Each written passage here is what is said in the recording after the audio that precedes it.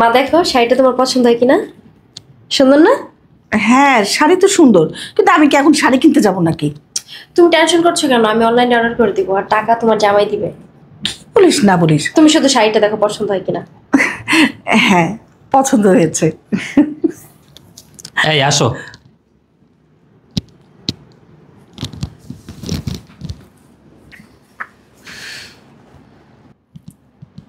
কি ব্যাপার? এই মেয়েকে নববধূর সাজে, আর তুই এরকম বর সেজে দাঁড়িয়ে আছিস কেন? মা, ও আমার বউ, আমি ওরে বিয়ে করছি। বিয়ে করেছিস মানে? আরে তুই আমার একমাত্র ছেলে, তুই আমাকে না জানিয়ে না বলেই বিয়ে করে নিয়ে আসছিস।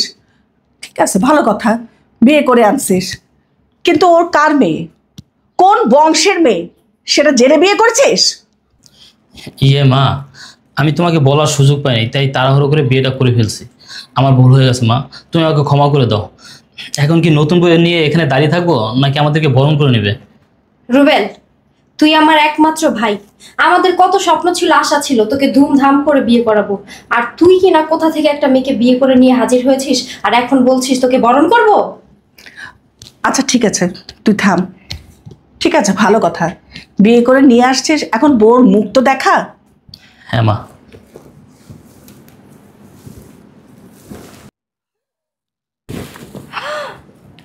মা, মা তো ময়না। কিরে, তুই রে কাকে বিয়ে করে নিয়ে আসছিস? হ্যাঁ, আরে ও তো আমার বাসার কাজের মেয়ে ময়না, তুই ওকে বিয়ে করে নিয়ে আসছিস? একটা বারো চিন্তা করিস না যে বংশের মান মর্যাদা কোথায় গিয়ে দাঁড়াবে? আশ্চর্য। মা, মা তুমি আমার কথাটা শোনো। তোর কি কথা শুনবো আমি? হ্যাঁ, আরে তুই আমার বাসার কাজের মেয়েকে বিয়ে করে নিয়ে আসছিস, তোর কথা শুনবো আমি? আমি ঠিকই বুঝতে পেরেছি সব কিছু ষড়যন্ত্র ওই দারোয়ান। নিশ্চয়ই দারোয়ান ভেবেছে ওর মেয়েকে এখানে বউ করে পাঠালে আমি সব কিছু মেনে নেব, তাহলে ওরা টাকা পয়সার মালিক হয়ে যাবে, তাই না? ভাবনা, দারোয়ানকে খবর দে।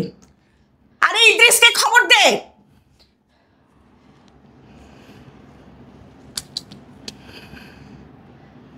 তুই এখনই উপরে আয়, মা বলছে তাড়াতাড়ি আয়। মা, তুমি বোঝার চেষ্টা করো, এখানে দারোয়ান ইদ্রিস চাচার কোনো দোষ নাই। একদম চুপ থাক।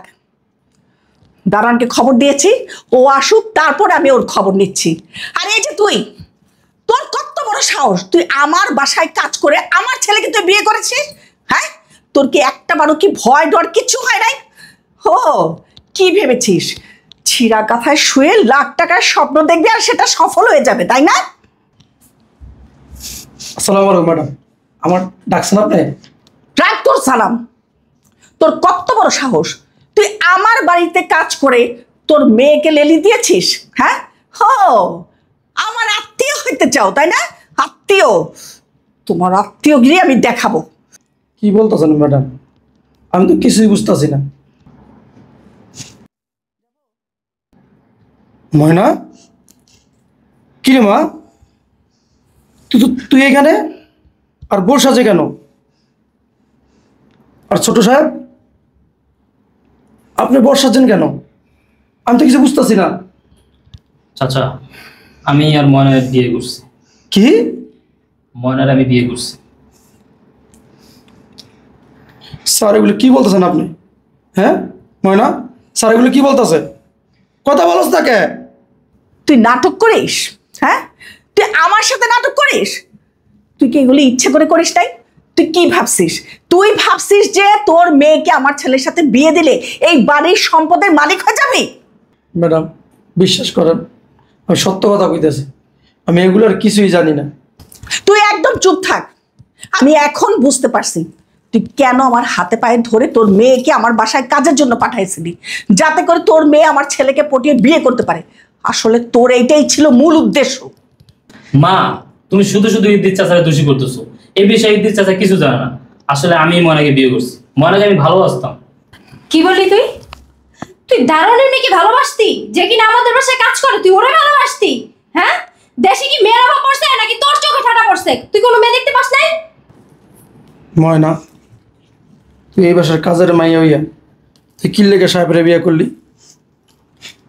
ছোট সাহেব, আমি তো আপনাকে আগেই বলেছিলাম যে আপনারা আমার এই বিয়ে আপনাদের বাসার কেউ মেনে নেবে না। আপনি তো আমার কোনো কথাই শুনলেন না। এই মেয়ে, একদম চুপ। তোদের এই বাপ বেটির নাটক আমি আর সহ্য করতে পারছি না। এই ইদ্রিস, তুই এক্ষুনি তোর মেয়েকে নিয়ে এই বাড়ি থেকে বের হয়ে যা। চল আমার সাথে বাসায় চল। ময়না কোথাও যাবে না, ও এই বাড়ির বউ, ও এই বাড়িতেই থাকবে। মা, তুমি যদি ময়নাকে এ বাড়ি থেকে বের করে দাও তাহলে শুনে রাখো, আমিও ময়নার সাথে এ বাড়ি থেকে বের হয়ে যাবো। কি? তুই সামান্য একটা কাজের মেয়ের জন্য এই বাড়ি ছেড়ে চলে যাবি? মাকে ছেড়ে চলে যাবি? হ্যাঁ, চলে যাব। যেহেতু ময়না কাজের মেয়ে বলে মা মেনেই নিতে পারবে না, আমি তো আর ময়নাকে ছেড়ে দিতে পারবো না। তাই ময়না যদি এ বাসা থেকে চলে যায়, আমিও ময়নার সাথে এ বাসা থেকে চলে যাব। কি বললি তুই? তুই এই বাড়ি ছেড়ে চলে যাবি? এই কাজের মেয়ের জন্য তুই তোর মাকে ছেড়ে চলে যাবি? আরে তুই কি ভুলে গেছিস তোর এই মা তোদের এই দুই ভাই বোনকে কত কষ্ট করে মানুষ করেছে? আজকে এই কাজের মেয়ের জন্য তুই তোর মাকে ছেড়ে চলে যাবি? হ্যাঁ, আরে তুই যদি একটা সাধারণ মেয়েকে বিয়ে করে নিয়ে আসতিস তাও আমি মেনে নিতাম, কিন্তু তুই কি করেছিস? তুই দারোয়ানের মেয়ে, সে আমার বাসায় কাজ করতো, সেই কাজের মেয়েকে তুই বিয়ে করেছিস। এটা আমি কিভাবে মেনে নেব? তুই কি একটাবারও ভেবে দেখেছিস?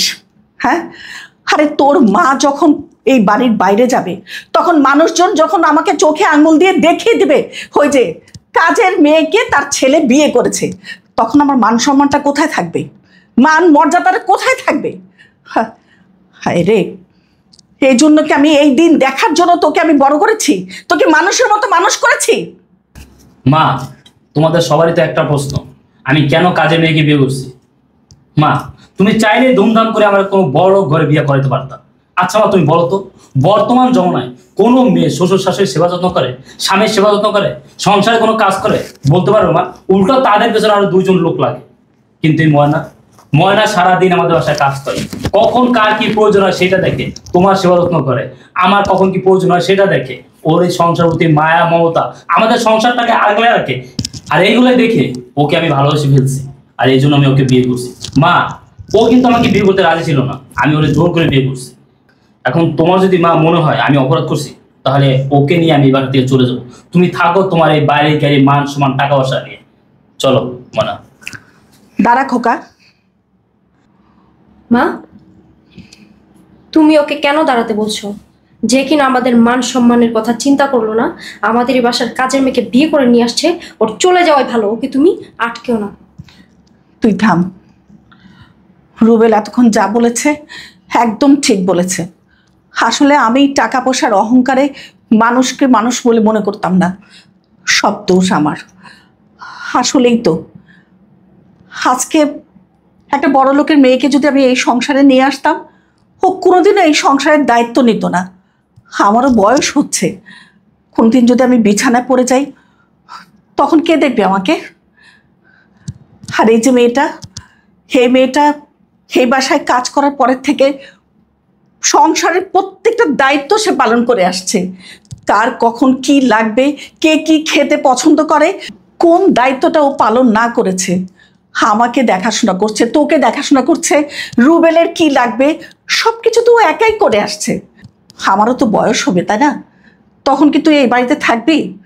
আরে মানলাম মেয়েটা গরিব, ওর বাবা আমার বাসায় দারোয়ান, তাতে কি হয়েছে?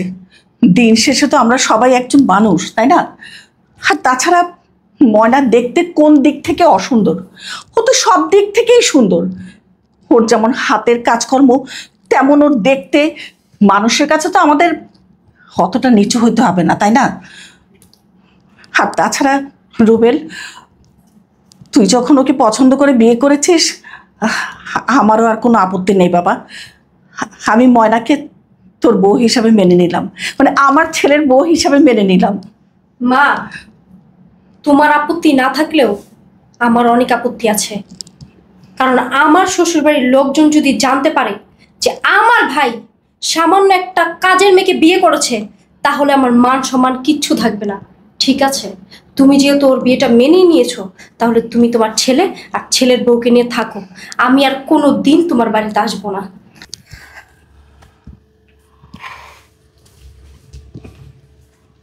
দাঁড়িয়ে লিখে তো শাশুড়ি সালাম কর।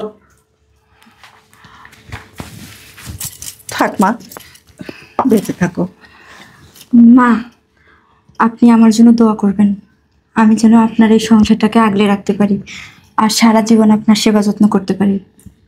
অবশ্যই মা, আমি সব সময় তোমার জন্য দোয়া করি। ইদ্রিস ভাই, একটা কথা বলে কিছু মনে করেন না। এতদিন তো আপনি আমার বাসায় দারোয়ানের চাকরি করতেন, সেটা ঠিক আছে, কিন্তু আমার ছেলে যখন পছন্দ করে আপনার মেয়েকে বিয়ে করে নিয়ে আসছে আর আমিও যখন মেনে নিয়েছি, আপনি আর এখন থেকে এই দারোয়ানের চাকরিটা না করাই ভালো। বুঝেন তো, আশেপাশের মানুষজন, আমার আত্মীয় স্বজন যদি দেখে আপনাকে এই পোশাকে, তাহলে আমার বেন সাহেব, আর বলতে হইব না। আমি আজকের পর থেকে আর দারুণের চাকরি করব না, আমি অন্য কোনো কাজ করব। ঠিক আছে ভাই। আয়।